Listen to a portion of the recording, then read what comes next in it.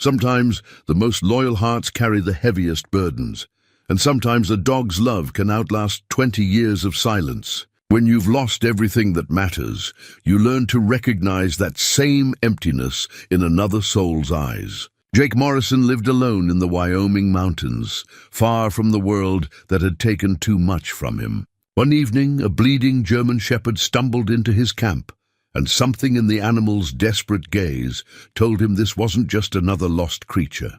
The dog led him north, through rough country to an abandoned ranch, where the walls were scarred with bullet holes and a child's doll sat forgotten in the dust. The shepherd's growl at the threshold warned Jake that whatever had happened here wasn't over. What terrible secret had this faithful dog been protecting all these years? Before we jump back in, tell us where you're tuning in from.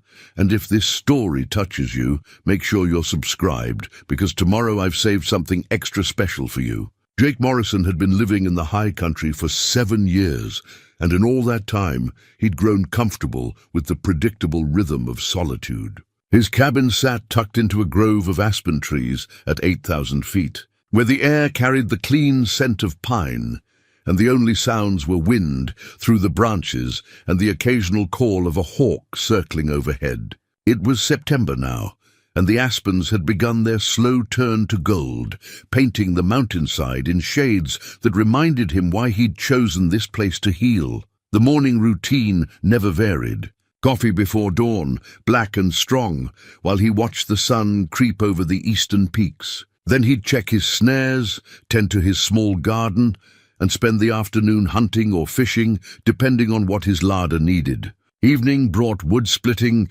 equipment maintenance, and the careful inventory of supplies that meant the difference between comfort and survival when winter locked down the high country. He'd been a medic in Afghanistan, part of a forward operating base that saw more action than most. 3 tours had taught him to patch bullet wounds in the dark, to keep men breathing when everything inside them wanted to quit, and to carry the weight of those he couldn't save.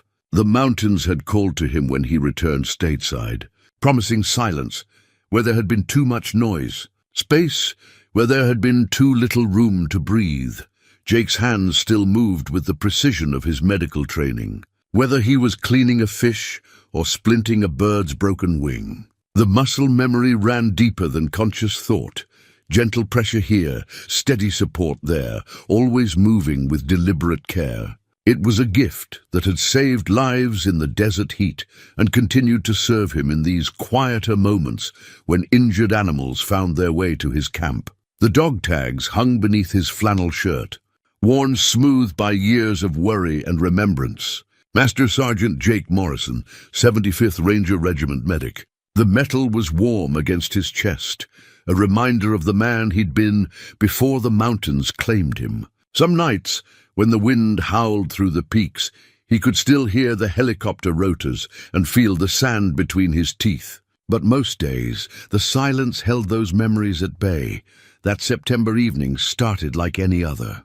Jake had spent the day checking his trap lines higher up the mountain, finding only an old beaver dam that needed clearing if he wanted to improve the fishing downstream. The work had taken longer than expected, and twilight was settling over the valley by the time he made it back to camp.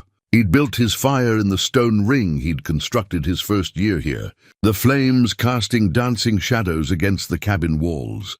The German shepherd appeared like a ghost, materializing from the timber. One moment Jake was alone, stirring beans in his cast-iron pot, and the next he was reaching slowly for his rifle as a large, dark shape stumbled into the circle of firelight.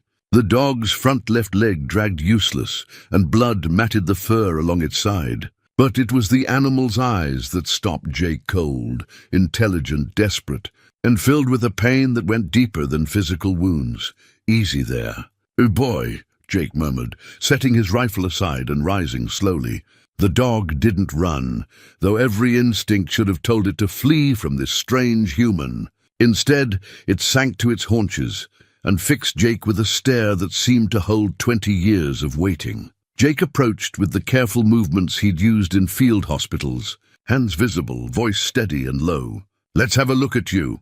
The dog submitted to his examination with surprising trust, as if it understood that help had finally arrived. The leg was badly torn, likely from a fall or a tangle with something sharp, but the wound was clean and not infected. More concerning were the older scars Jake found beneath the matted fur, evidence of a hard life lived in the wild. "You've been out here a long time, haven't you?" Jake spoke as he worked, his medic's bag producing bandages and antiseptic. "Long time for a dog like you to be running alone." The German Shepherd was a magnificent animal, despite its condition. Beneath the dirt and scars, Jake could see the breeding, strong shoulders, intelligent eyes, the kind of dog that belonged with a family, not struggling to survive in the wilderness. Its coat was the classic black and tan, though dulled by exposure and hardship. When Jake ran his hands along the dog's flanks, he could feel the ridges of ribs beneath the fur. This animal had been hungry for a long time.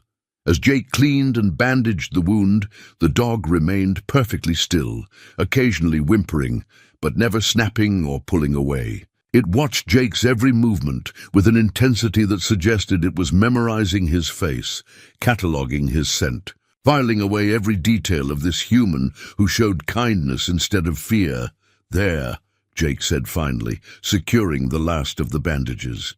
"That should hold you together while it heals. But you need food more than anything." He returned to his pot of beans, ladling half his dinner into a spare bowl. The dog approached cautiously, sniffed once, then began eating with the careful efficiency of an animal that had learned not to waste any opportunity. Jake settled back against a log, watching his unexpected guest. "Been alone out here 7 years," he said conversationally, "and you're the first visitor who's stayed for dinner." The dog's ears flicked at his voice, but it continued eating. "Question is, where'd you come from? Nearest ranch is 40 miles down the valley, and you didn't walk 40 miles on that leg." The fire crackled and settled, sending sparks into the star-filled sky. Jake added another log and considered his situation. He'd chosen isolation deliberately, built his life around avoiding complications and unwanted connections. But something about this dog's presence felt different from the random encounters with lost hikers or injured wildlife he'd helped over the years. There was purpose in the animal's bearing, intelligence in its eyes, that suggested this meeting wasn't entirely accidental. "Got yourself into some trouble, didn't you?" Jake continued, his voice carrying the tone he'd once used to calm wounded soldiers. "Been carrying something heavy for a long time." The dog finished eating and moved closer to the fire, settling down with a deep sigh that seemed to come from its bones. "Yeah, I know that feeling." The night settled around them with the particular quiet that only came in high country, where civilization felt like a distant memory. Jake dozed fitfully, his military training keeping him partially alert even in sleep. Several times he woke to find the dog's eyes reflecting the dying firelight, watching him with an intensity that suggested the animal was making its own assessments. When dawn broke over the eastern peaks, painting the sky in shades of rose and gold, Jake woke to find the German Shepherd standing at the edge of camp, staring north toward the higher peaks. Its bandaged leg held weight better than the night before, and its posture radiated determination. When it noticed Jake stirring, it looked back at him with unmistakable expectation. "You want to go somewhere," Jake observed, sitting up in his sleeping bag. The dog's tail wagged once, a controlled movement that seemed to say, "Yes, this human finally understands." "North by the look of it, into some rough country." Jake made coffee and shared his breakfast of jerky and hardtack with his guest, all the while studying the animal's behavior. Every few minutes the dog would look north, then back at Jake, then north again. The message was clear. It wanted Jake to follow. "Been 7 years since I went looking for trouble," Jake mused, scratching the dog behind the ears. "Came up here to get away from other people's problems." But even as he said it, he was already mentally inventorying his gear, planning for a journey into unknown country. Something about the dog's desperate intelligence had gotten under his skin, awakened the part of him that had once answered every call for help. No matter how dangerous, the German Shepherd sensed his wavering and pressed closer, placing its massive head against Jake's leg. The gesture was both a request and a promise. Trust me, and I'll show you something that matters." Jake looked into those dark eyes and saw his own reflection, saw the same mix of pain and determination that had driven him into these mountains years ago. "All right," he said finally, "but if we're going into the high country, we do it smart. No rushing, and we turn back if that leg gives you trouble." The dog's tail wagged twice this time, and Jake could swear he saw relief in its expression. As he broke camp and loaded his pack with supplies for several days in the backcountry, Jake couldn't shake the feeling that his carefully constructed solitude was about to end. 7 years of peace, of healing, of learning to live with his memories instead of running from them. Now this wounded animal was asking him to step back into a world where his choices might matter to someone other than himself. The dog watched his preparations with patient attention, occasionally limping over to nose at pieces of equipment as if offering approval. When Jake shouldered his pack and picked up his rifle, the German Shepherd moved to his side, positioning itself slightly ahead and to the left, the perfect spot for a guide. "Lead on." "Then," Jake said, and together they started north, into country that would test them both before they found whatever truth the dog had been guarding all these lonely years. The journey north tested both man and dog in ways Jake hadn't anticipated. The German Shepherd, despite its injury, moved with the steady determination of an animal following a map burned into its memory. They climbed through terrain that would challenge even experienced mountaineers, loose scree slopes that shifted under every step, narrow ledges where a stumble meant 100-foot fall, and dense timber so thick that noon felt like twilight. Jake found himself impressed by his companion's endurance. The bandaged leg slowed their progress, but never stopped it entirely. When the grade became too steep, the dog would find switchbacks that weren't visible to human eyes. When they reached dead ends, it would backtrack without frustration, seeking another route with the patience of something that had made this journey many times before. Always alone. On the first night, they camped in a small clearing beside a stream that tumbled down from the peaks above. Jake built a small fire and shared his rations, watching the dog's behavior for signs of where they might be heading. The animal's attention remained fixed northward, toward ridges that disappeared into cloud cover and country that few humans had ever seen. "You know exactly where we're going, don't you?" Jake asked, offering the dog a piece of dried meat. Those intelligent eyes met his, and for a moment he felt the strange sensation that he was being evaluated, measured against some standard he couldn't understand. "Been making this trip alone for years, I'd guess. Waiting for someone to follow you." The second day brought them above the tree line, into a landscape of stone and sky where the air grew thin and the wind carried the bite of early winter. The dog's pace never faltered, though Jake noticed it would occasionally pause at certain landmarks, a distinctive rock formation, a small cairn someone had built years ago, as if checking its navigation against familiar markers. It was late afternoon when they crested a ridge, and Jake saw their destination spread out below. The valley was smaller than he'd expected, maybe 2 miles long and half as wide, with a lake of impossible blue at its center. But what drew his attention was the cluster of buildings on the lake's eastern shore, a ranch complex that had once been substantial, now clearly abandoned to time and weather.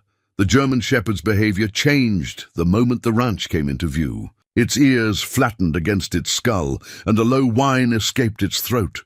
The animal's entire body tensed, as if the sight below triggered memories too painful to bear. Jake knelt beside his companion, studying the buildings through his binoculars. "That's it, isn't it?" he said quietly. "That's where you've been trying to get back to." The ranch had the bones of prosperity. A large main house with a wraparound porch. Several outbuildings, including what looked like a substantial barn, and fencing that had once enclosed pastures stretching to the water's edge. But decay had taken its toll. The porch sagged under the weight of collapsed sections of roof, the barn doors hung askew on broken hinges, and the fencing had fallen in so many places that it looked like broken teeth scattered across the landscape. As they descended toward the valley floor, the dog's agitation increased. It would forge ahead, then return to Jake's side, then move forward again, as if torn between the need to reach their destination and reluctance to relive whatever waited there. Jake found himself moving more cautiously too, his military training beginning to assert itself as they approached the ranch. Something felt wrong about the place beyond simple abandonment. There was a quality to the silence that reminded Jake of villages in Afghanistan where everyone had fled, leaving behind only the echo of violence. The buildings seemed to crouch against the landscape, and shadows gathered in corners where they shouldn't yet exist so early in the day.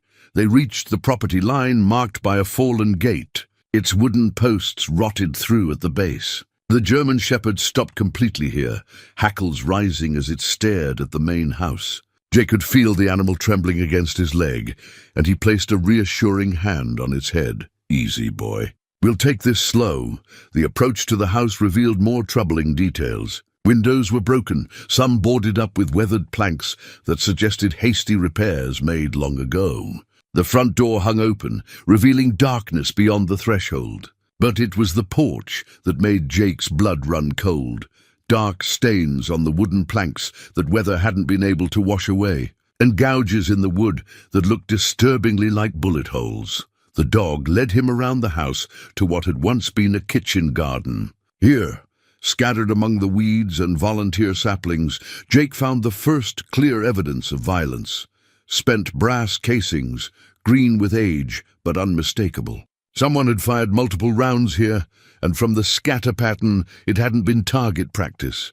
Inside the house, the story became clearer and more horrifying. Furniture was overturned throughout the main room, with more dark stains on the walls and floor. A cabinet had been ransacked, its contents scattered, but it was in what had obviously been a child's bedroom that Jake found the artifact that would haunt him. A small brass locket lying on the dusty floor beside an overturned bed. The locket was tarnished but intact, and when Jake opened it, he found a family photograph. A man in a sheriff's uniform stood beside a woman with kind eyes, their arms around a girl who couldn't have been more than 10. The child's smile was bright and trusting, captured in a moment when the world still made sense and her family was whole. The German shepherd had followed him into the room and now sat beside the locket, whining softly. Jake looked at the dog with new understanding. This was your family, wasn't it? The little girl, she was yours.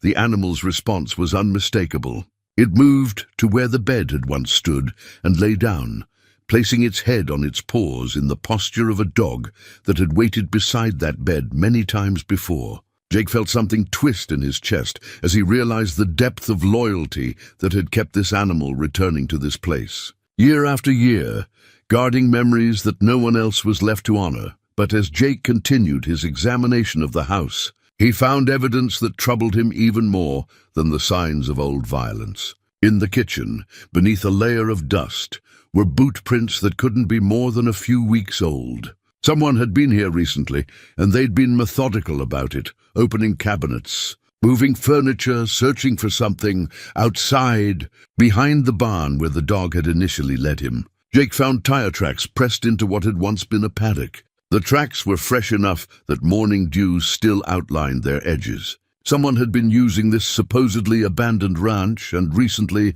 the German shepherd seemed to sense his growing unease. It moved restlessly from building to building, nose working the air, occasionally growling at scents that Jake couldn't detect. When they reached the barn, the dog's agitation peaked. It paced before the entrance, whining and looking back at Jake as if trying to communicate urgency. Inside the barn, Jake understood why. Hidden beneath old hay and debris, he found more evidence of the property's violent past and its troubling present. A sheriff's badge, tarnished and bent, lay concealed in what had once been a feed bin. The nameplate was still readable: Thomas J. Clearwater, Sheriff, Teton County, but more disturbing were the signs of recent activity. The hay had been moved and replaced, but not carefully. Hidden beneath it, Jake found camping supplies, sleeping bags, canned food, and other equipment that suggested someone had been using the barn as a base of operations. The equipment was expensive and well-maintained. not the gear of drifters or casual trespassers. As afternoon shadows lengthened across the valley, Jake realized they had stumbled into something far more complex than an old tragedy. The German shepherd's 20-year vigil had led them to a place where past violence intersected with present danger, where someone was still invested enough in old secrets to return again and again. The dog seemed to understand that Jake was finally beginning to grasp the situation. It led him to one final location, a spot near the lakeshore where the earth had been disturbed. The grave was old, but not ancient, marked only by a cairn of stones that blended with the natural landscape.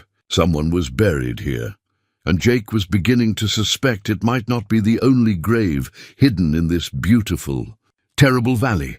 As darkness gathered over the ranch, Jake made the decision that would change everything.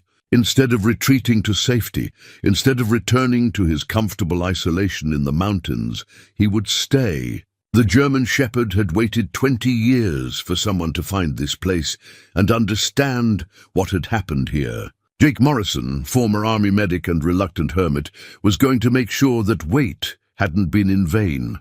The dog seemed to sense his resolve. For the first time since Jake had met the animal, its tail wagged with something that looked like hope.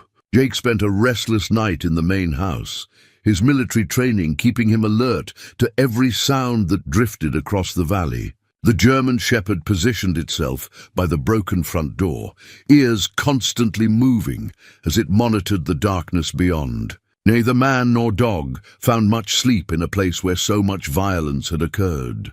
Dawn brought with it a decision that Jake had been wrestling with since finding the sheriff's badge. He could pack up, take the dog, and return to his mountain sanctuary, leaving the mysteries of Clearwater Ranch to remain buried. Or he could do what every instinct from his military service was telling him to do: investigate, understand, and, if possible, bring some measure of justice to whatever had happened here. The choice became clearer as he watched his canine companion that morning. The German shepherd moved through the ruins of what had once been its home, with the careful steps of something performing a ritual.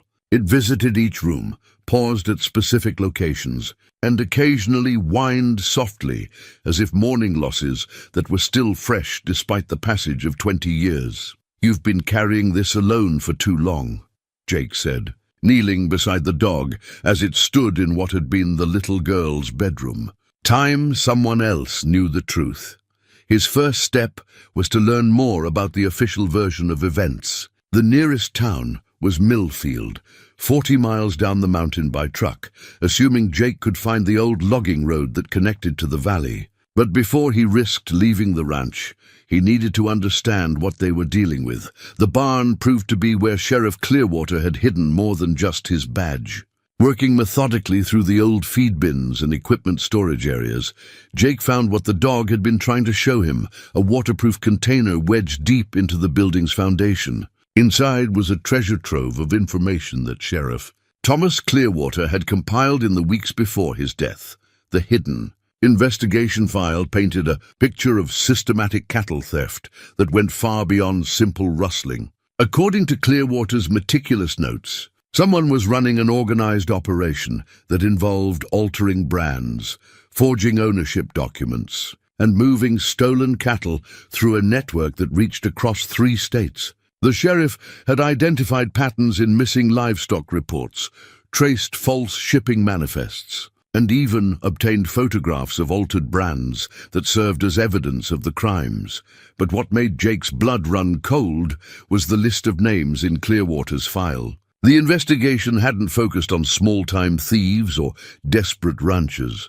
It had targeted some of the most prominent families in the county. The Morrison Ranch, no relation to Jake despite the shared name, appeared repeatedly in the sheriff's notes, along with the Blackwood and Henley operations. These weren't struggling outfits looking to make ends meet. They were established dynasties that controlled thousands of acres and carried significant political influence. As Jake read through the sheriff's investigation, he began to understand why Thomas Clearwater and his family had been murdered rather than simply intimidated. The cattle theft operation was a front for something much larger, a systematic effort to drive smaller ranchers out of business so their land could be acquired at distressed prices. The sheriff hadn't just stumbled onto rustling. He'd uncovered a conspiracy that threatened to reshape the ownership of the entire valley.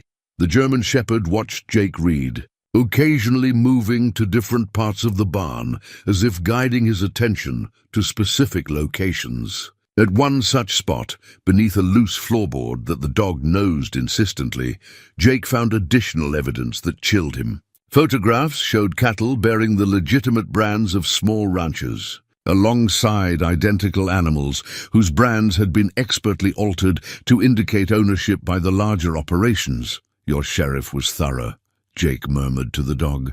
No wonder they had to stop him permanently, but the most disturbing discovery came when Jake found a list of other ranching families who had sold out to the larger operations in the years surrounding the Clearwater murders. According to the sheriff's research, 13 smaller ranches had been absorbed by the Morrison, Blackwood, and Henley operations between 1998 and 2005. The sales had all been described as voluntary, families choosing to leave ranching for financial or personal reasons. Jake was beginning to suspect that not all of those departures had been voluntary. The investigation file also contained maps showing the strategic value of different properties within the valley system. The Clearwater Ranch occupied a crucial position.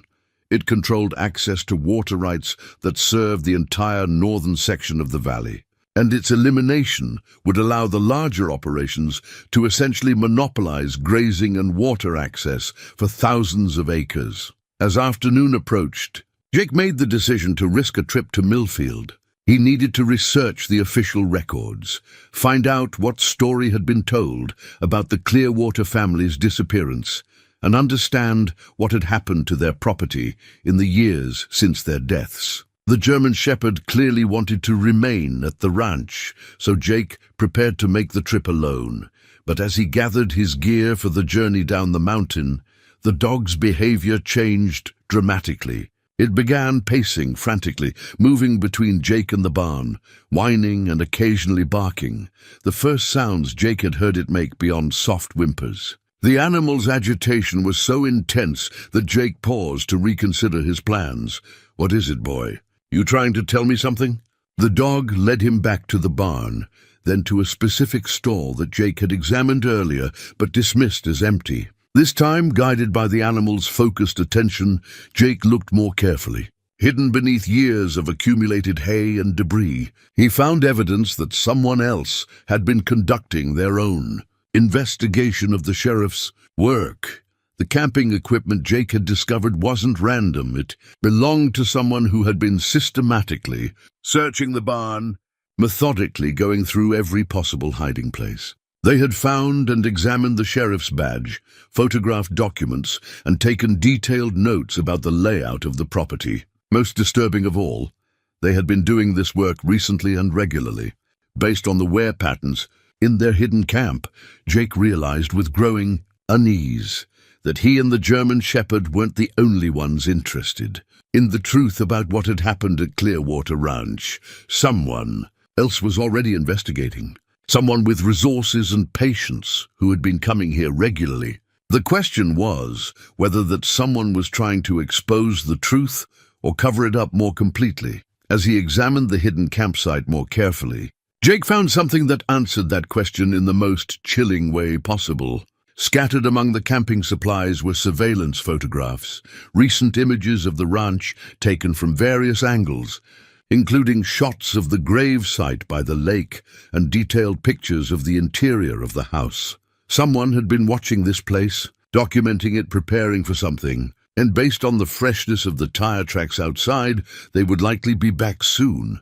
The German shepherd seemed to understand Jake's growing tension. It moved to his side and leaned against his leg, offering the comfort of presence while communicating its own readiness for whatever might come. After 20 years of solitary vigilance, the dog had found an ally, and together they would face whatever danger was approaching the valley. Jake made his decision. The trip to Millfield would have to wait. If someone was using Clearwater Ranch as a base for ongoing operations, if the people responsible for the original murders were still active, then leaving the valley now would mean abandoning any chance of justice. The German Shepherd had waited 2 decades for someone to understand what had happened here. Jake Morrison, former army medic and reluctant hermit, was going to make sure that wait hadn't been in vain. Jake decided to make the ranch house his base of operations, at least temporarily. The building's solid log construction provided better protection than camping in the open, and its elevated position gave him clear sightlines across the valley approaches. More importantly, the German Shepherd seemed calmer when they remained close to what had once been its home. While establishing his defensive position, Jake discovered that his canine companion had more secrets to share. The dog led him to a loose stone in the house's foundation, behind which Sheriff Clearwater had hidden his most sensitive investigation materials. The waterproof packet contained documents that revealed the true scope of the conspiracy Jake was beginning to uncover. The hidden journal made for sobering reading. Sheriff Clearwater had been investigating not just cattle theft, but a systematic campaign of intimidation and violence directed against small ranchers throughout the region. His notes documented cases of mysterious accidents, suspicious fires, and economic pressures that had forced family operations to sell out to larger interests. The pattern suggested coordination at a level that went far beyond simple criminal enterprise. Your dad was a thorough investigator, Jake told the German Shepherd as he read through the sheriff's meticulous documentation. He knew this was bigger than rustling. He was tracking organized crime with political connections. The journal's most damning entries dealt with the Morrison Ranch operation, owned by a family that had built their empire through what appeared to be a combination of legitimate business and systematic elimination of competition. Harold Morrison had arrived in the valley 30 years earlier with modest resources, but had somehow acquired enough capital to purchase distressed properties at below-market rates whenever smaller operators encountered financial difficulties. According to Sheriff Clearwater's research, those financial difficulties weren't always natural market forces. Ranchers who refused to sell found themselves facing problems that escalated in predictable patterns. First equipment failures and minor vandalism, then more serious incidents like hay fires or cattle stampedes, and finally direct threats or unexplained accidents. The sheriff had documented a dozen cases where stubborn holdouts had eventually experienced accidents that forced sales or led to their properties being inherited by family members. Eager to liquidate and leave the area, the German Shepherd grew restless as Jake read, periodically moving to the windows and doors to check the approaches to the house. Its behavior suggested the animal had learned to associate the ranch with danger, and that danger could return at any time. Jake found himself grateful for the dog's vigilance as he became absorbed in the sheriff's investigation. The journal also contained detailed maps showing how the various land acquisitions had created a consolidated empire covering most of the valley's best grazing and water rights. The Clearwater Ranch had represented the final piece needed to complete total control of the northern watershed. With the sheriff's property absorbed into the Morrison Empire, Harold Morrison would effectively control access to water for every remaining independent operator in the region. But what transformed Jake's understanding of the situation was the journal's final entry, dated just 3 days before the murders. Sheriff Clearwater had discovered that the land consolidation wasn't the end goal. It was preparation for something much larger. Hidden in the county planning office records, the sheriff had found preliminary surveys for a major development project that would transform the entire valley into a luxury resort complex. The development plans were staggering in scope. The proposed Teton Valley Resort would feature 2 championship golf courses, a 5-star hotel complex, luxury condominiums, and recreational facilities that would attract wealthy visitors from across the country. The economic impact would be enormous, generating hundreds of millions in development profits for whoever controlled the necessary land. Jake felt pieces clicking into place as he understood the true motive behind the murders. This wasn't about cattle theft or even simple land acquisition. It was about positioning for one of the largest development opportunities in Wyoming history. The Morrison family and their associates hadn't been stealing cattle. They had been systematically acquiring development rights that would be worth a fortune. Once the resort project moved forward, the German Shepherd's sudden alertness broke Jake's concentration. The dog had frozen by the front window, ears forward and hackles raised, staring toward the valley's southern approach. Jake moved carefully to observe what had caught the animal's attention. 3 vehicles were moving up the valley road, still distant but approaching steadily. Jake used his binoculars to study the convoy. 2 pickup trucks and what looked like a utility vehicle, all moving with purpose rather than the casual pace of tourists or hunters. The lead truck was white with government plates that Jake couldn't read at this distance, but something about the formation suggested official business. "Company coming," Jake murmured to the dog. "Question is, are they friendly or not?" The German Shepherd's continued agitation suggested the answer wasn't reassuring. Jake quickly gathered the sheriff's documents and returned them to their hiding place, then prepared for visitors who might not appreciate finding someone camped in the supposedly abandoned ranch. As the vehicles drew closer, Jake could see that their occupants were taking the same systematic approach to surveying the property that he had observed in the hidden campsite. They stopped at several locations to examine the buildings and grounds, taking photographs and making notes. This wasn't a casual visit. It was a professional assessment. The lead vehicle finally parked near the main house, and Jake got his first clear look at his visitors. 3 men emerged from the trucks, dressed in the kind of practical outdoor clothing that suggested they were comfortable working in remote locations. One carried what appeared to be surveying equipment, while another had a clipboard and camera. The third man seemed to be supervising the other 2, directing their attention to specific features of the property. From his concealed position inside the house, Jake watched the men work. They measured distances between buildings, photographed structural details, and paid particular attention to the areas where Jake had found evidence of the original violence. Most disturbing of all, they seemed familiar with the property layout, moving with the confidence of people who had been here before. The German Shepherd remained frozen beside Jake, every muscle tensed for action. The dog's reaction confirmed what Jake's instincts were telling him. These men represented danger, not help. They were part of whatever ongoing operation was still connected to Clearwater Ranch, and their presence meant that Jake and the dog had stumbled into something that was very much alive and active. When the men finished their survey and departed, Jake realized that his comfortable isolation had officially ended. The ranch wasn't just a historical crime scene. It was still an active location for whatever conspiracy had killed the Clearwater family 20 years ago. He and the German Shepherd were no longer investigating old mysteries. They were witnessing current criminal activity.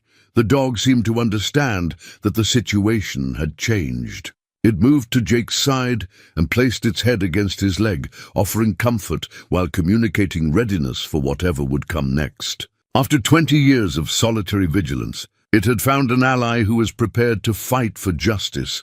Jake Morrison, former Army medic, was about to discover that some battles never really end.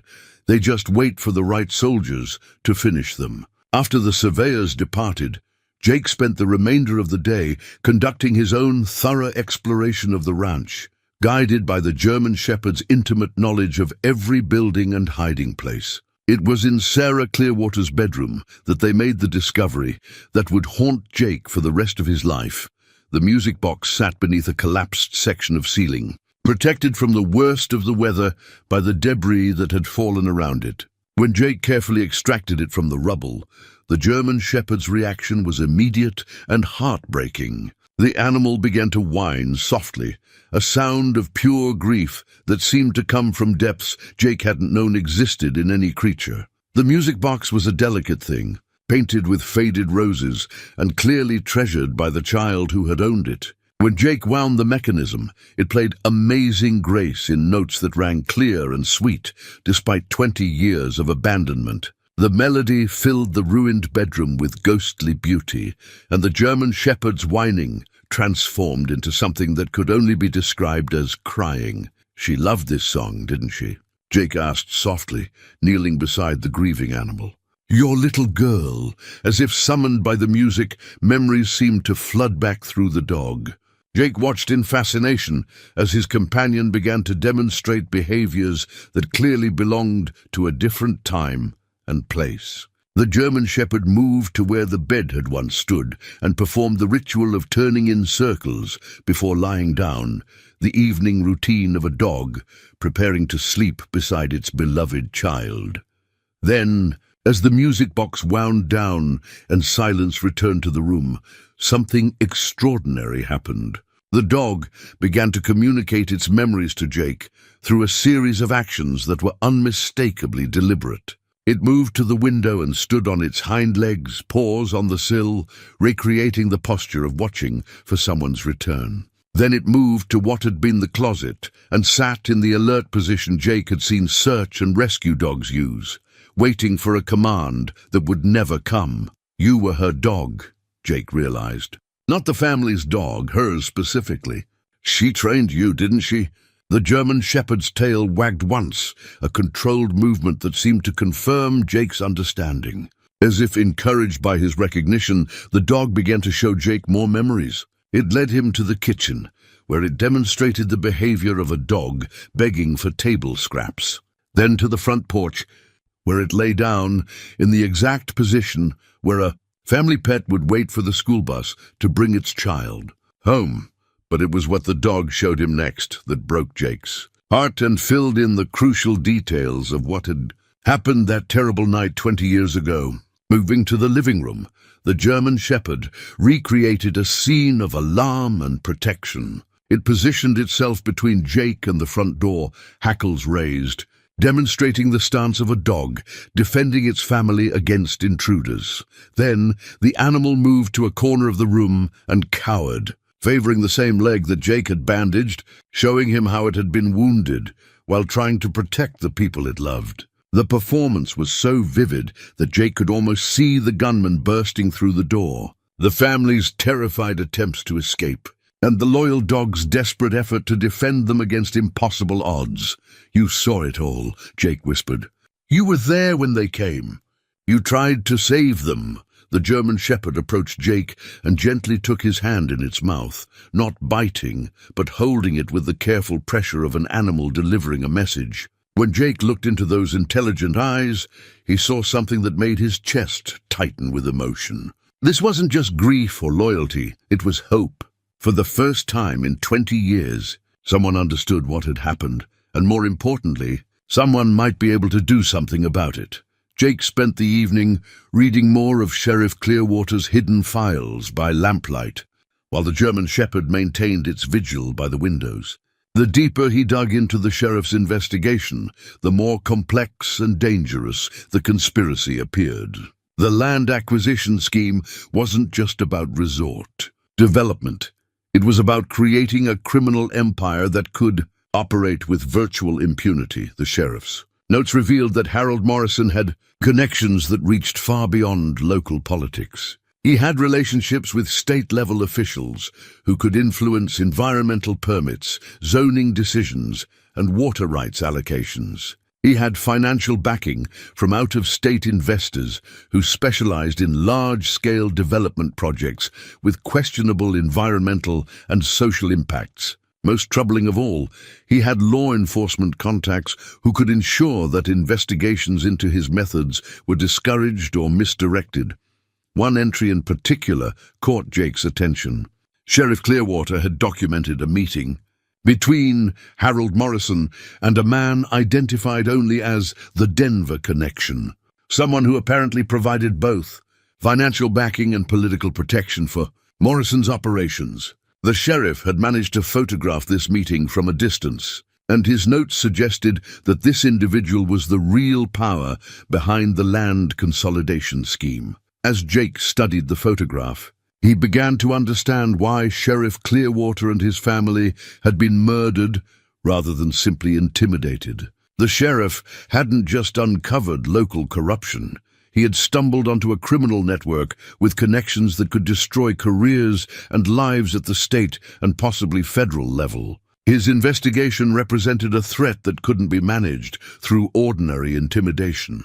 The German Shepherd's sudden alertness interrupted Jake's reading. The dog moved to the front window and assumed its warning posture, staring into the darkness beyond the ranch buildings. Jake extinguished his lamp and joined the animal at the window, but he could see nothing in the moonless night that might have triggered its concern. Then he heard it, the distant sound of an engine, too far away to see but getting closer. Jake checked his watch.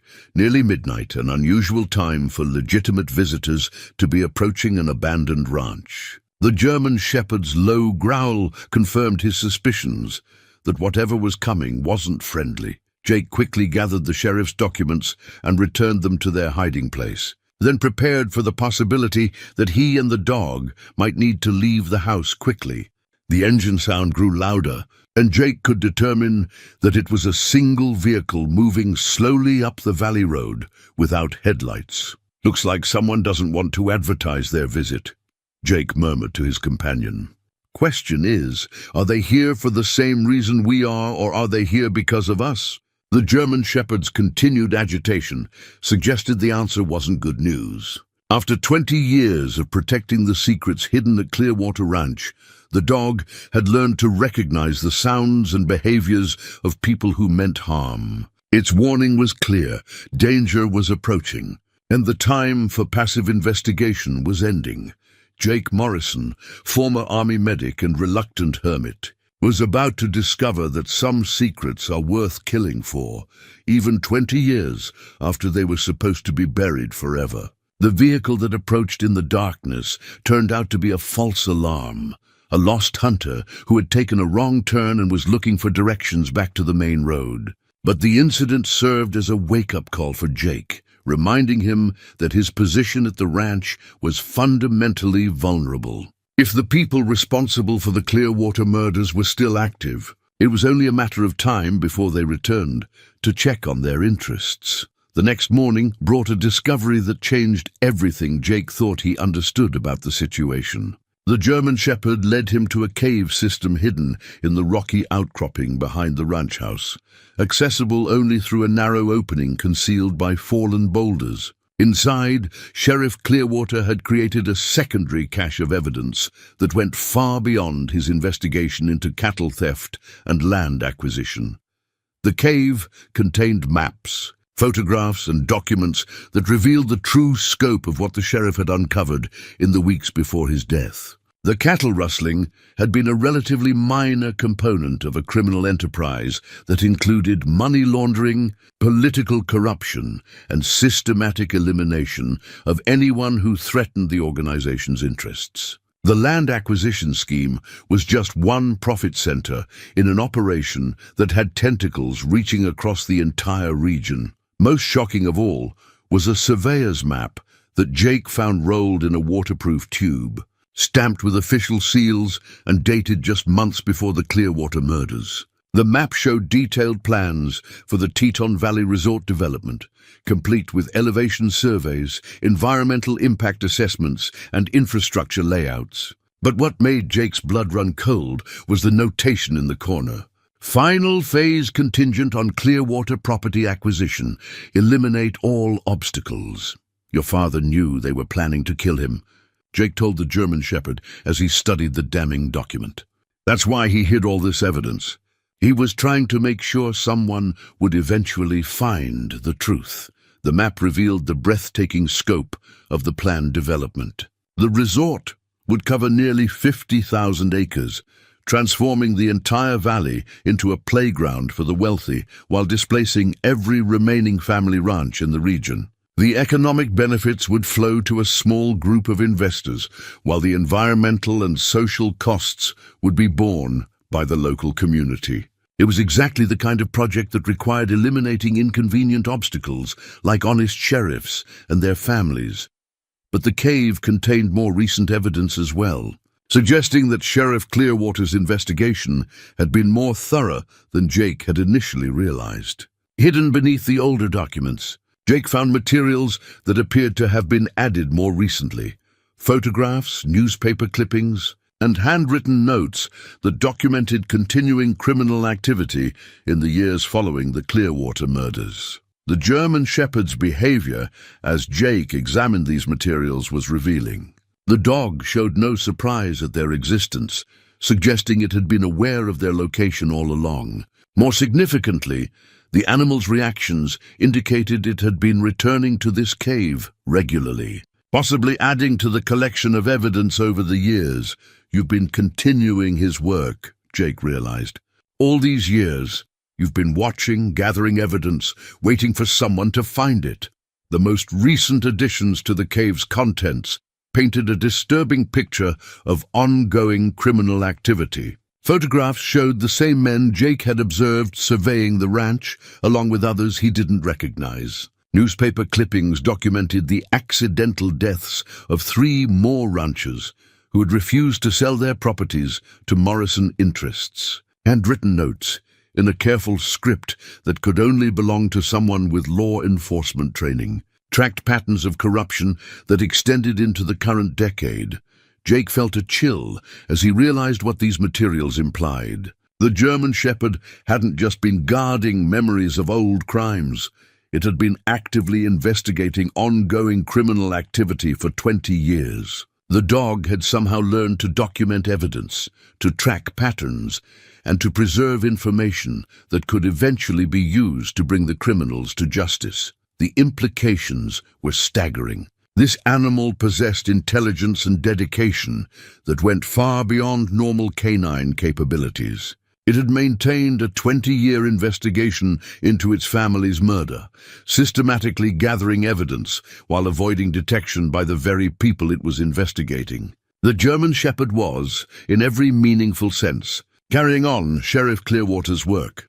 As Jake studied the accumulated evidence, he began to understand why the ranch continued to attract attention from Morrison's people. They knew that Sheriff Clearwater had been investigating their operation, and they suspected he might have hidden evidence somewhere on his property. The periodic visits Jake had observed weren't just casual monitoring. They were systematic searches for materials that could destroy the criminal enterprise.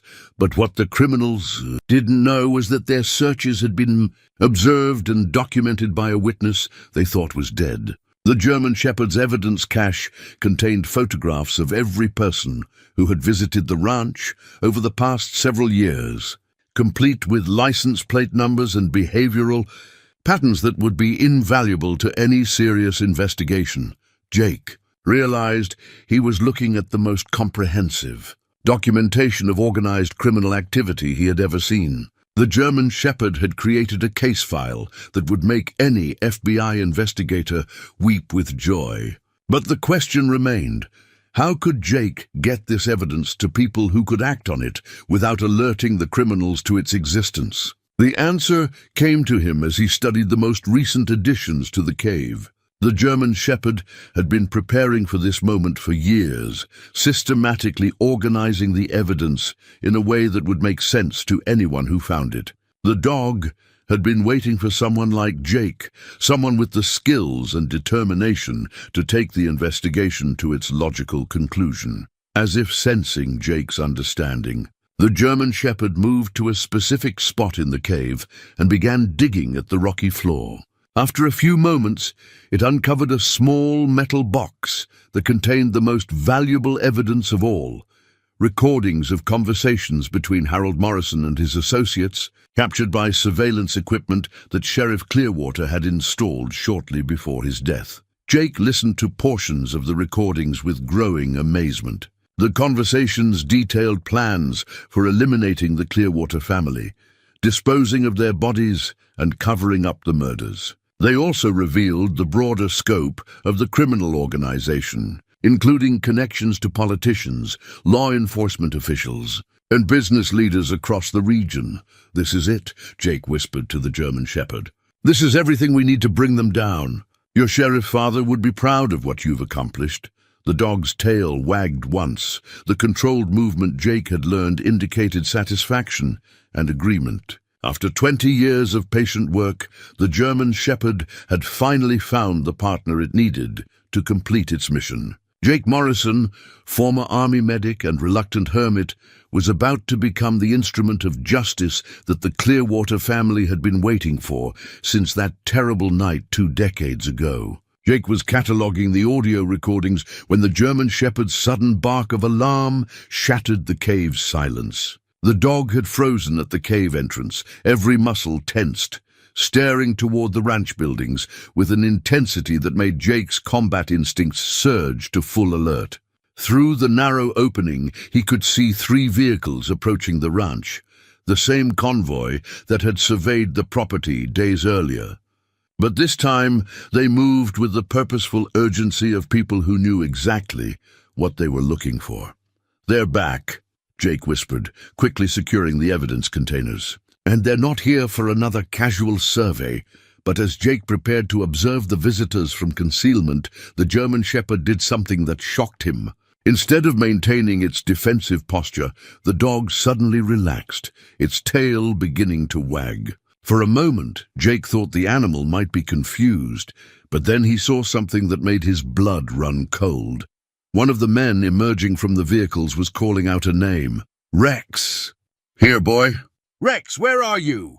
The German Shepherd, Rex, began moving toward the cave entrance, drawn by the familiar voice. Jake grabbed the animal's collar, holding it back while his mind raced to process what he was witnessing. Someone among their visitors knew the dog by name, knew it was alive, and had been looking for it. Jake used his binoculars to study the men more carefully, and what he saw changed everything. He thought he understood about the situation. The man calling Rex's name was young, probably in his late 20s, with facial features that bore a striking resemblance to the family photograph Jake had found in the brass locket. The resemblance was unmistakable. This was a Clearwater, someone who should have died 20 years ago. "That's impossible," Jake muttered. But Rex's reaction left no doubt. The dog was straining against Jake's grip. Desperate to reach someone it clearly recognized and loved. As Jake watched, the young man continued calling for Rex while his companions searched the ranch buildings. Their behavior wasn't that of criminals looking for evidence to destroy. It was that of investigators conducting a careful, professional search. Jake noticed that one of them carried federal law enforcement credentials visible on his belt, while another had the bearing and equipment of a forensic specialist. The plot twist hit Jake like a physical blow. Rex hadn't been guarding the scene of his family's murder for 20 years. He had been waiting for family members to return. The Clearwater murders had been staged, the bodies never found because some of the family had survived. The German Shepherd's vigil hadn't been motivated by grief alone, but by the hope that someday his people would come back for him. Jake released his hold on Rex's collar, and the dog immediately bounded from the cave toward the ranch buildings. The reunion that followed was emotional even at a distance, the young man dropping to his knees as Rex launched himself into his arms, both of them clearly overwhelmed by an encounter 20 years in the making. From his concealed position, Jake watched the scene unfold with growing understanding. The murders at Clearwater Ranch had been an elaborate deception designed to allow the sheriff and his family to disappear while their investigation continued from the shadows.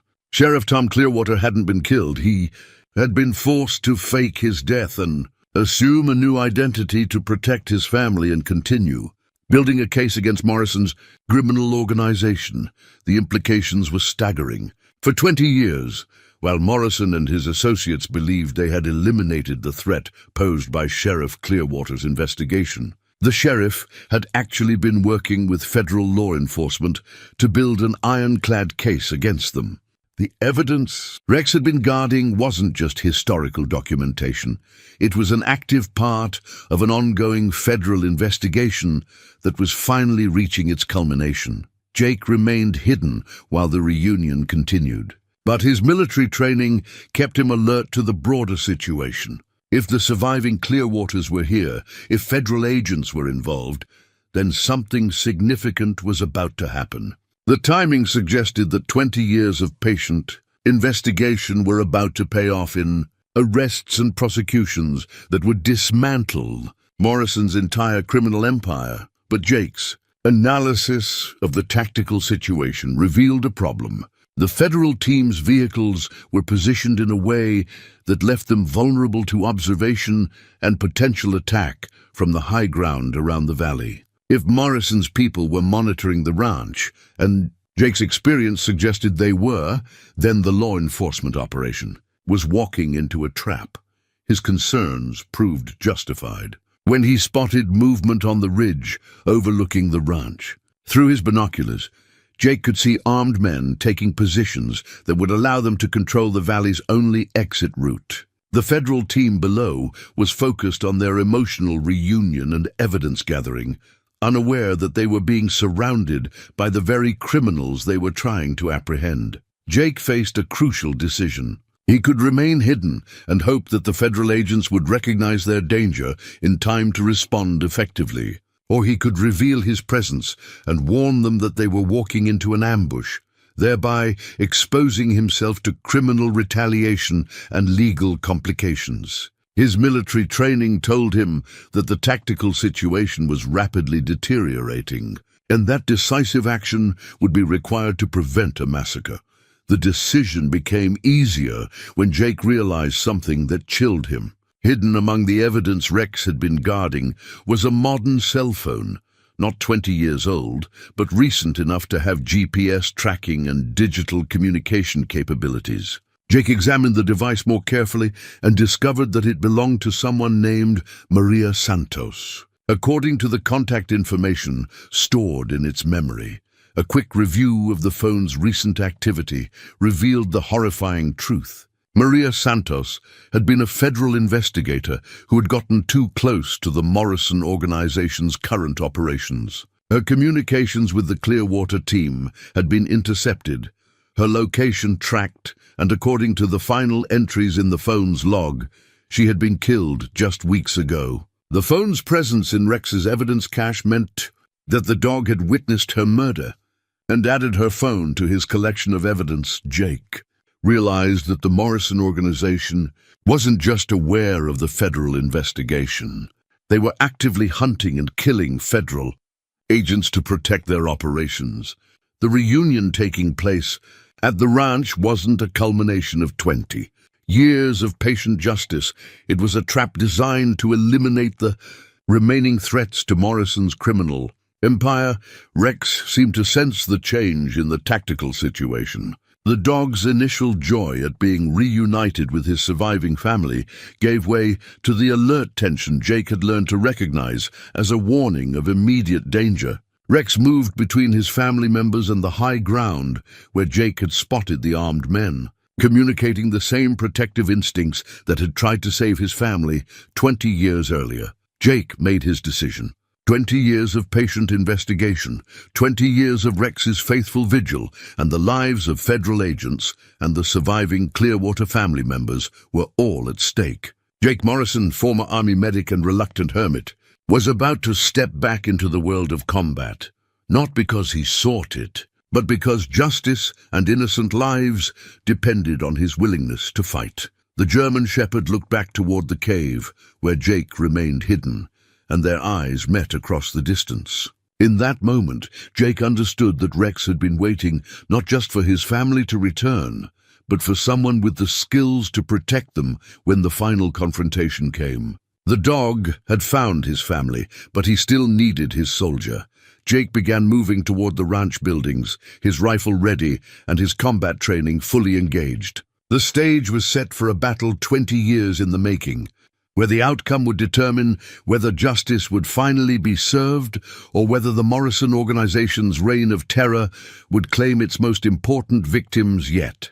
Jake moved through the timber with the practiced silence of someone whose life had once depended on remaining undetected. His approach to the ranch required him to cross open ground that would expose him to the gunmen positioned on the ridge. but his military experience had taught him to use terrain and timing to minimize that exposure. The afternoon shadows were beginning to lengthen, providing some concealment as he closed the distance to the federal agent's position. Rex spotted Jake's approach first, the dog's ears pricking forward as he recognized the man who had become his partner in the investigation. The German shepherd's reaction caught the attention of the young Clearwater, who turned to see Jake emerging from the tree line with his rifle ready and his bearing unmistakably military. "Federal agents," Jake called out when he was close enough to be heard without shouting. "You need to know you're walking into an ambush. Armed men on the ridge, probably more at the valley exit. This whole situation is a setup." The man who turned to face him was indeed a Clearwater. Jake could see the family resemblance to the photograph from the locket, though 20 years of federal law enforcement work had hardened his features. He wore a bulletproof vest with FBI credentials clearly visible, and his hand moved instinctively toward his sidearm before Rex's enthusiastic greeting convinced him that Jake was not an immediate threat. "Agent David Clearwater, FBI," the man identified himself, his voice carrying the cautious authority of someone accustomed to dangerous situations. "You are?" "Jake Morrison, former Army medic," Jake replied, keeping his rifle pointed down but ready. "I've been investigating your family's case independently. Found your dog and a lot of evidence your father left behind. But right now we have bigger problems." Jake quickly outlined his tactical assessment of their situation. The gunman on the ridge commanded the high ground and could rain fire down on anyone trying to leave the valley through the main road. The ranch buildings offered some protection, but they could easily become a killing field if the attackers coordinated their assault properly. Most critically, the federal team's vehicles were positioned in the open, making them vulnerable to immediate attack. "How many shooters did you count?" asked the second federal agent, a woman in her 40s, whose equipment and bearing suggested she was the team's tactical specialist. "At least 6 on the ridge. Probably more I haven't spotted," Jake reported. "Professional placement, good fields of fire. They've been planning this for a while." He paused, considering how much to reveal about his investigation. "I found evidence suggesting they killed a federal agent named Maria Santos recently. They know about your investigation, and they're not planning to take prisoners."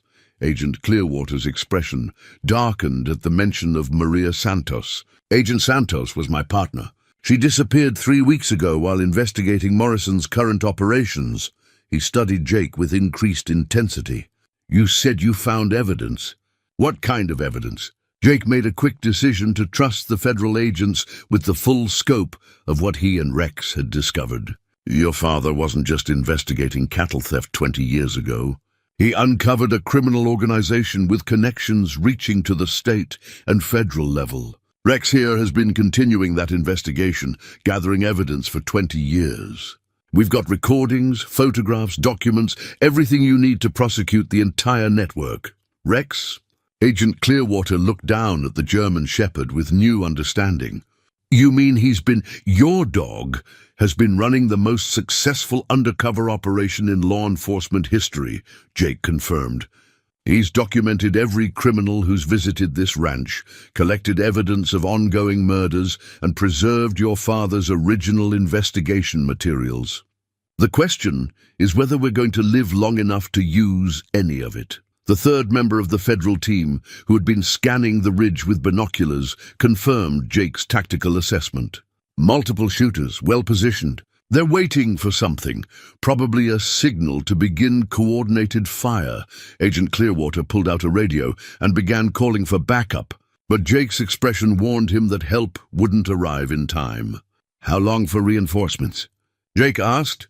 "Minimum 40 minutes for ground units, maybe 20 for air support," Clearwater replied. "But air support won't help much if we're pinned down in buildings." Jake's military mind was already formulating a plan, drawing on years of experience in asymmetric warfare and tactical situations where being outnumbered required superior planning and execution. "We need to change the dynamic," he said. "Right now they have all the advantages, high ground, numbers, prepared positions. We need to force them to react instead of letting them execute their plan." Rex seemed to understand that combat was imminent. The dog moved between Jake and Agent Clearwater, positioning itself to provide early warning of approaching threats while maintaining contact with both men. Jake was impressed by the animal's tactical awareness. 20 years of survival in hostile territory had taught Rex lessons that most military working dogs never learned. "What are you thinking?" Agent Clearwater asked, recognizing the tone of someone developing a tactical plan. Jake studied the ranch layout with the eye of someone who had spent years turning disadvantageous terrain into defensive positions. "The barn gives us elevated positions and multiple exit routes. The house offers solid cover but could become a trap. The key is the cave system behind the main building. Rex showed me a network of passages that could give us mobility while keeping us protected. You want to use the caves as a tactical advantage?" The female agent asked. "More than that," Jake replied. "I want to use them to get behind their positions. They're expecting us to hunker down and wait for rescue. Instead, we go on the offensive." Agent Clearwater looked skeptical. 3 agents and a civilian against professional killers with superior positions. 4 combatants, Jake corrected, gesturing toward Rex. "This dog has more field experience than most soldiers I've served with. And we have something they don't, intimate knowledge of this terrain, and 20 years' worth of intelligence about their operations."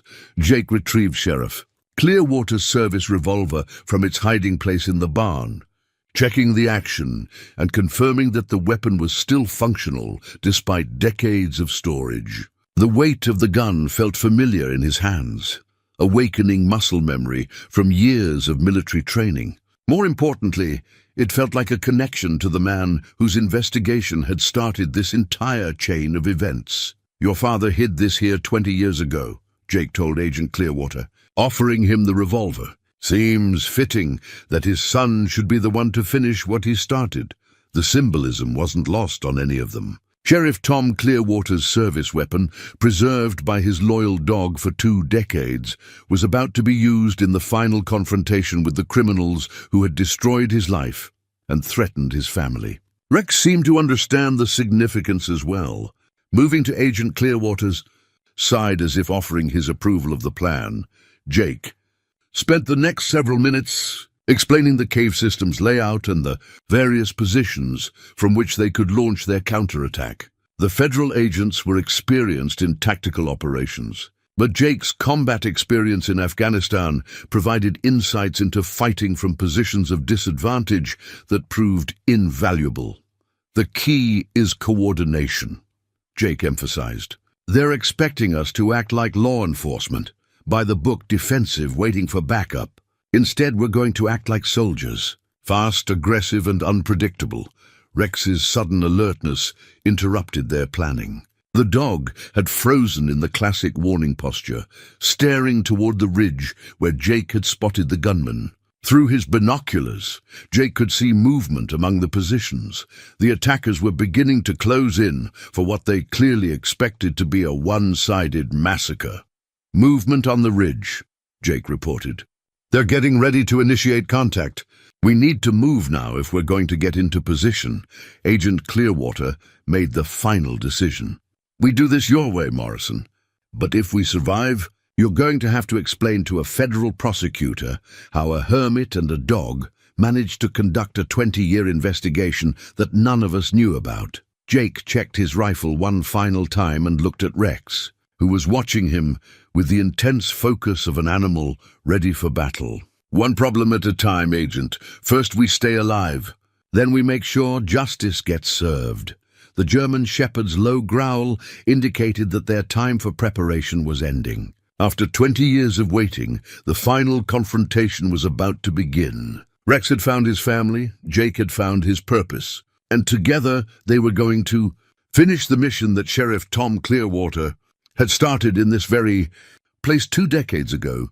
The battle for Clearwater Ranch was about to determine whether justice would triumph or whether the Morrison organization would eliminate the last threats to their criminal empire. Jake Morrison, former Army medic, was ready to discover what he was truly capable of when everything that mattered was on the line. The first shots rang out across the valley, just as Jake and the federal team reached the cave entrance. Rex had removed his makeshift bandage, the bloodied piece of cloth that had marked his injury for so long, dropping it at the threshold as if shedding the last vestige of his wounded years. The symbolic gesture wasn't lost on Jake. After 20 years of carrying physical and emotional scars, the German shepherd was finally ready for the confrontation he'd been waiting for. The gunfire came from 3 different positions on the ridge, confirming Jake's assessment that they were facing a coordinated attack by professional killers. Bullets sparked off the rocks around the cave entrance and splintered the wooden walls of the ranch buildings, but the attackers were firing at empty positions. Jake's decision to move the team into the cave system had saved their lives in the opening seconds of the battle. "They're shooting at shadows," Agent Clearwater observed, crouched beside Jake in the cave's main chamber. "They expected us to take defensive positions in the buildings." Jake was already moving deeper into the cave system, following passages that Rex had shown him during their earlier exploration. "That gives us maybe 10 minutes before they realize we're not where they think we are. We need to use that time to get behind their positions." The cave network was more extensive than Jake had initially realized. Rex led them through passages that connected to natural openings scattered across the rocky outcropping behind the ranch. These exits would allow them to emerge at positions the attackers hadn't anticipated, turning the tactical situation in their favor. Agent Sarah Mitchell, the team's tactical specialist, moved with the fluid efficiency of someone experienced in combat operations. She had quickly grasped Jake's strategy and was already positioning herself to provide covering fire when they emerged from the caves. Agent Clearwater carried his father's revolver alongside his service weapon, the symbolism giving him focus that Jake recognized from his own military experience. Rex's behavior during their movement through the caves was remarkable. The dog seemed to understand not just the immediate tactical situation, but the deeper significance of what was happening. This wasn't just a law enforcement operation. It was the completion of a mission that had consumed 20 years of his life. Every movement, every alert signal, every tactical decision reflected an intelligence and dedication that went far beyond normal animal behavior. The cave system's main advantage was that it allowed them to approach the ridge from an unexpected direction. While the gunmen focused their attention on the ranch buildings below, Jake's team could emerge behind their positions and catch them in a crossfire that would neutralize their numerical and positional advantages. But as they moved through the passages, Jake discovered something that changed his understanding of the tactical situation. Hidden in a side chamber were supplies and equipment that clearly didn't belong to Sheriff Clearwater's original investigation. Recent camping gear, modern weapons, and communication equipment suggested that someone else had been using the cave system as a base of operations. "Morrison's people have been here," Jake realized, examining the equipment. "They've been using these caves to monitor the ranch without being seen." Agent Clearwater's expression darkened as he studied the communications equipment. "This isn't just an ambush. They've been planning this operation for weeks, maybe months. They knew we were coming." Rex's sudden alertness confirmed their worst fears. The dog had frozen at the junction of 2 passages, staring deeper into the cave system with the tension that Jake had learned to recognize as a warning of immediate danger. Someone else was in the caves with them, and based on Rex's reaction, it wasn't friendly. The confirmation came in the form of muzzle flashes from the passage ahead. Someone had positioned themselves to ambush Jake's team as they tried to use the caves for tactical advantage. The narrow passages that Jake had hoped would provide protection suddenly became kill zones, where movement meant exposure to enemy fire.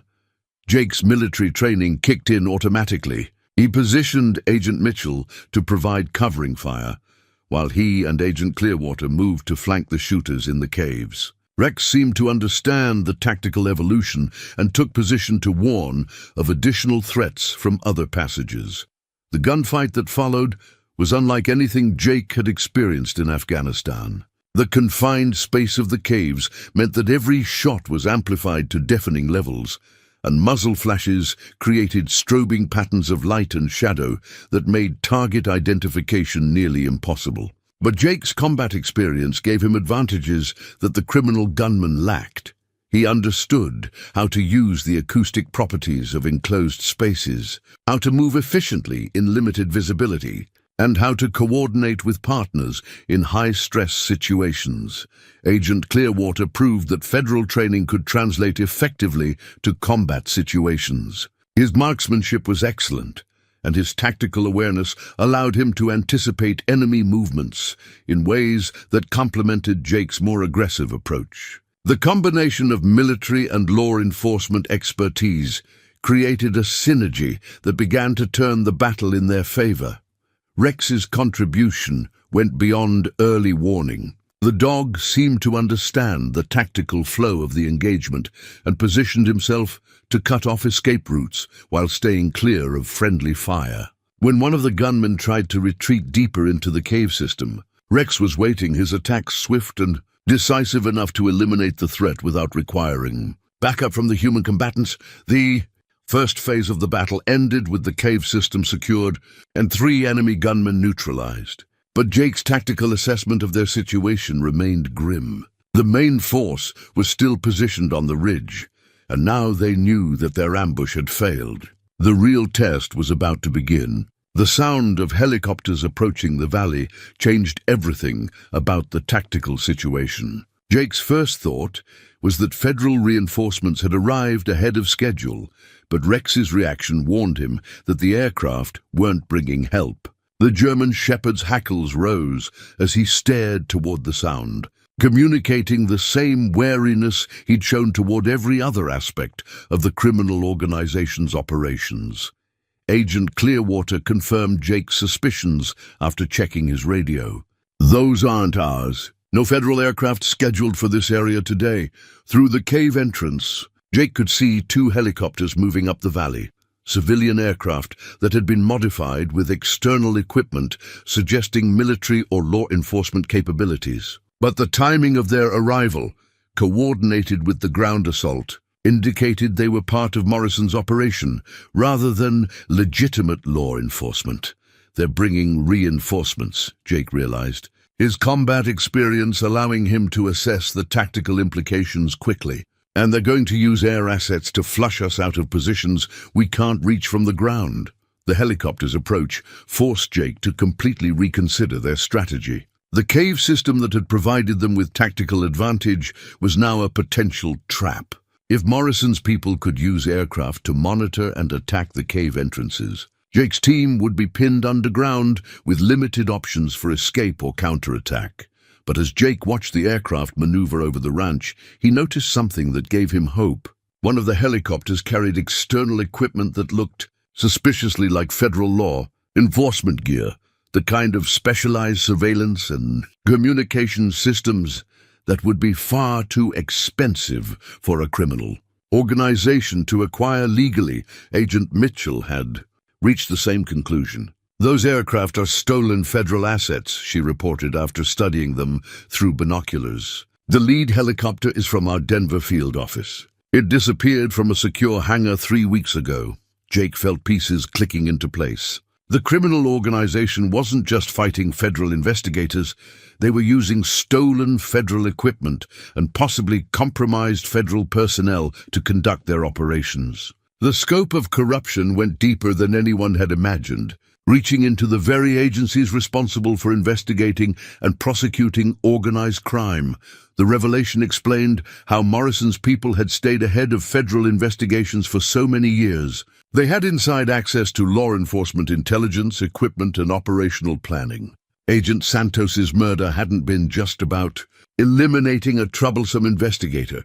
It had been about maintaining access to federal resources that made the criminal organization virtually untouchable. Rex's behavior during this realization was telling. The dog moved to a specific position in the cave, where he had a clear view of both the aircraft and the approaches to their position. His tactical awareness suggested he had observed similar operations before, possibly during the period when Agent Santos had been investigating Morrison's current activities. Rex was there when they killed Agent Santos, Jake realized, watching the dog's focused attention on the helicopters. He saw them use those aircraft before. Agent Clearwater studied his canine partner with new understanding. You've been documenting their current operations, haven't you, boy? Not just the old crimes, but what they're doing now.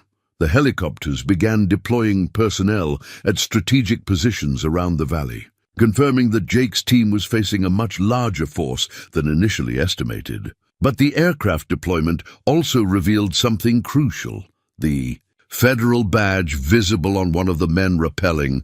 From the lead helicopter, Jake used his binoculars to get a clearer look at the badge and felt his blood turn cold. The man directing the helicopter operations was wearing legitimate federal credentials, but his coordination with the ground assault teams made it clear he was working with the criminal organization rather than against it. "We've got a bigger problem," Jake reported to Agent Clearwater. "There's a federal agent coordinating with Morrison's people. This isn't just corruption, it's active collaboration." The implications were staggering. The federal investigation that Agent Clearwater had been conducting wasn't just compromised. It had been orchestrated by people working both sides of the law. The 20-year investigation that had consumed Rex's life and brought Jake into the conflict was being used to identify and eliminate the last threats to a criminal organization that had thoroughly infiltrated federal law enforcement.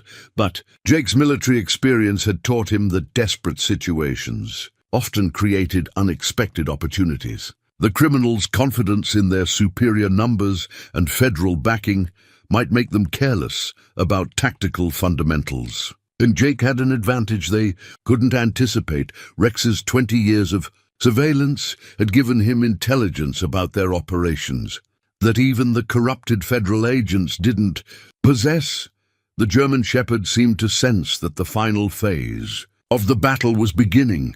He moved to Jake's side and looked up at him with the same intense focus that had characterized their entire partnership. In that moment, Jake understood that Rex had been preparing for this confrontation not just for 20 years, but for every day since Jake had first bandaged his wounds by the campfire.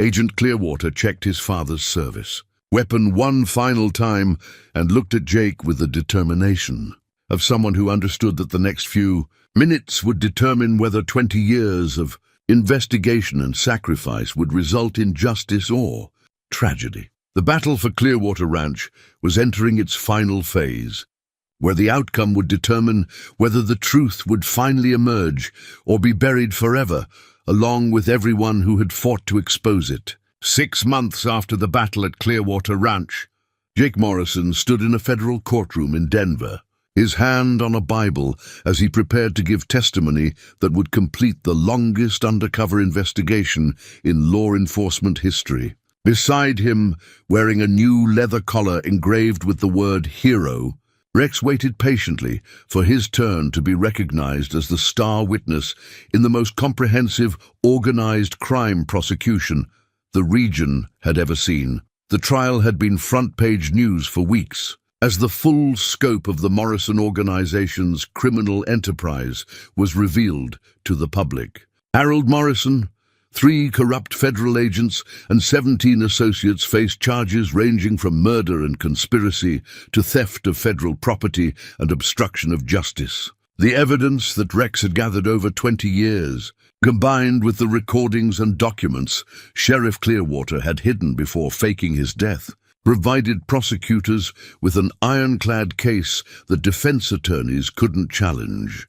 Agent David Clearwater sat in the gallery, his arm still in a sling from the wounds he'd received during the final confrontation at the ranch. The corrupt federal agents had put up fierce resistance when they realized their operation was collapsing, but Jake's military training and Rex's tactical intelligence had ultimately prevailed. The stolen helicopters had been recovered, the criminal organization dismantled, and the surviving members arrested in coordinated raids across 3 states.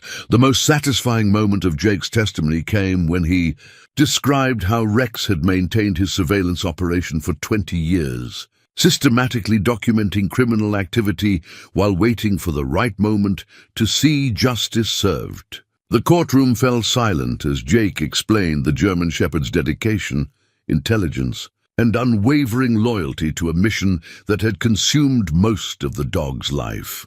"In my military experience," Jake told the jury, "I've never seen operational security, tactical awareness, and mission dedication that exceeded what this animal demonstrated over 2 decades of undercover work." Rex didn't just witness crimes, he investigated them, documented them, and preserved evidence with the professionalism of a trained federal agent. The prosecution's case was so overwhelming that most defendants chose to plea bargain rather than face trial. Harold Morrison himself, confronted with recordings of his voice-planning murders and orchestrating land theft, accepted a life sentence in exchange for providing information about other criminal organizations he had worked with over the years. But for Jake, the legal proceedings were less important than what had happened to the people and places that had been damaged by 20 years of criminal activity. The Clearwater Ranch had been rebuilt using funds seized from the Morrison organization's assets.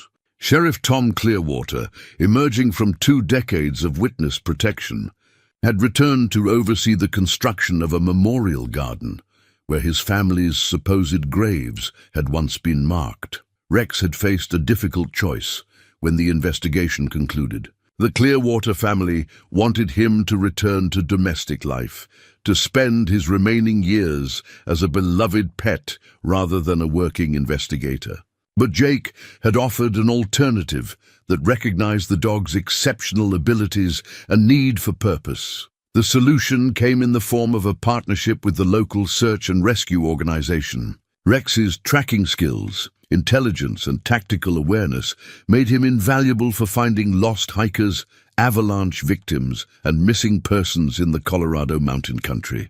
Jake had accepted a position as the team's medical specialist, allowing him to work alongside Rex while using his own skills to help others. The partnership had proven remarkably successful. Rex's ability to analyze complex terrain, interpret human behavior, and maintain focus during extended operations made him the most effective search and rescue dog in the region's history. Jake's medical training and mountain survival skills complemented the dog's abilities, creating a team that had already saved 17 lives in their first 6 months of operation.